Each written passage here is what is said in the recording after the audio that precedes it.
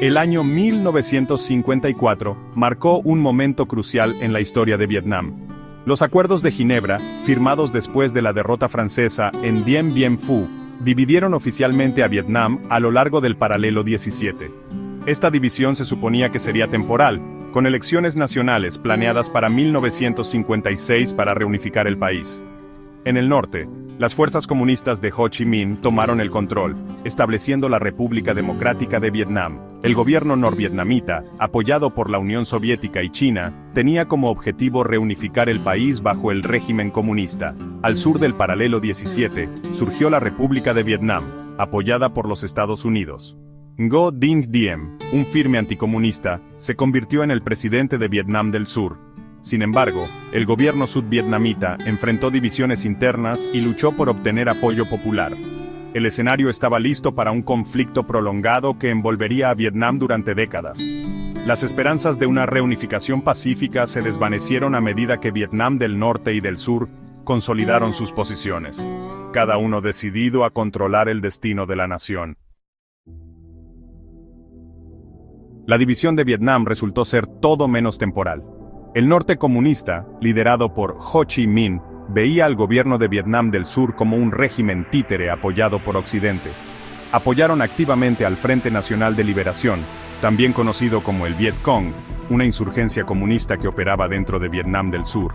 El Viet Cong, una mezcla de revolucionarios endurecidos y ciudadanos sudvietnamitas descontentos, libró una guerra de guerrillas contra el gobierno de Vietnam del Sur y sus aliados estadounidenses. Utilizaron una red de senderos y túneles en la jungla, lanzando ataques sorpresa, y luego desapareciendo en el campo. El ejército de Vietnam del Sur, plagado de corrupción y baja moral, luchó para combatir al escurridizo Viet Cong. Estados Unidos, temiendo la propagación del comunismo en el sudeste asiático, invirtió cantidades crecientes de ayuda militar en Vietnam del Sur. A medida que el conflicto se intensificaba, se hizo evidente que esto no era simplemente una guerra civil.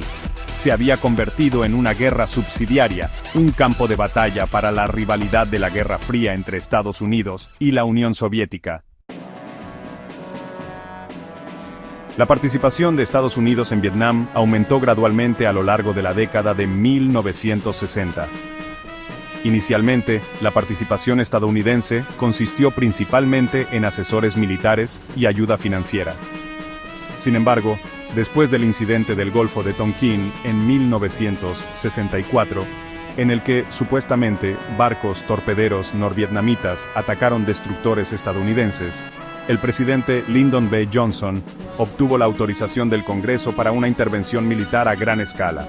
Las tropas de combate estadounidenses llegaron a Vietnam en masa, con la misión de apoyar al gobierno de Vietnam del Sur y derrotar al Viet Cong.